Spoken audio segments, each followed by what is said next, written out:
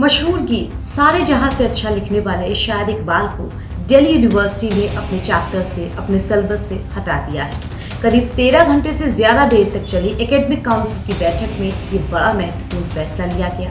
इस बैठक में कवि इकबाल को पाठ्यक्रम से हटाने के लिए पॉलिटिकल साइंस के पाठ्यक्रम यानी कि सिलेबस में एक बड़ा बदलाव किया गया। इसके साथ ही महात्मा गांधी पर आधारित एक पेपर को चौथे और साथ ही 7वें सेमेस्टर में जोड़ा गया है।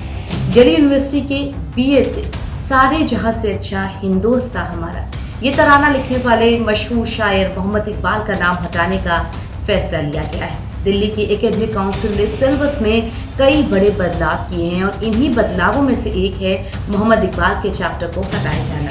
बता दें कि मोहम्मद इकबाल को पॉलिटिकल साइंस के सिलेबस से हटाया गया है। एकेडमिक काउंसिल की ओर से पार्टीशन, हिंदू और ट्राइबल स्टडीज के लिए अब नए प्रस्ताव जोड़े जाने की बात सामने आ रही है। बता दें कि इस बैठक की अध्यक्षता कर रहे डीयू के vice chancellor professor Yogesh Singh ने कहा कि भारत को तोड़ने की नींव रखने वाले लोगों को पाठ्यक्रम में कम से कम पढ़ाया जाना चाहिए। इकबाल को मुस्लिम लीग और पाकिस्तान के समर्थन में गीत लिखने की वजह से भी जाना जाता है।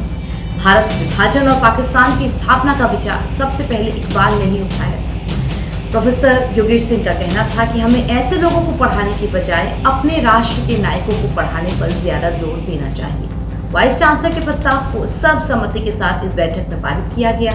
इस बैठक में अंडर ग्रेजुएट करिकुलम फ्रेमवर्क 2022 के तहत अलग अलग कोर्सेज के चौथे, 5वें और 6ठे सेमेस्टर के सिलेबस को पारित किया गया है। वहीं इकबाल को हटाने के साथ ही इस मौके पर कुलपति ने ये भी कहा कि भीमराव अंबेडकर को हमें अधिक से अधिक पढ़ाया जाना चाहिए। बता दें कि इकबाल को बीए पॉलिटिकल साइंस के सिलेबस के modern Indian political thought chapter में विस्तार के साथ पढ़ाया जाता था। इसके अलावा काउंसिल की बैठक में अलग अलग सेंटर्स स्थापित करने और सिलेबस किस तरह का हो, इन प्रस्तावों पर भी विचार किए गए। हालांकि इन प्रस्तावों पर आखिरी मुहर एग्जीक्यूटिव काउंसिल यानी कि ईसी को ही लगानी है, जिसकी महत्वपूर्ण बैठक आगामी 9 जून को होनी है। अब कौन है इकबाल जिनके बारे में ये बातें हो रही हैं, जिनके बारे में ये निर्णय लिया जा रहा है, वो भी आपको बता देते हैं। इकबाल उर्दू और फारसी के मशहूर शायर, उन्हें कवि, दार्शनिक और राजनेता के रूप में भी जाना जाता है। इकबाल ने ही मशहूर गीत सारे जहां से अच्छा हिंदोस्तां हमारा, हम बुलबुलें हैं इसकी ये गुलसिता हमारा, ये गीत बच्चों के लिए लिखा था।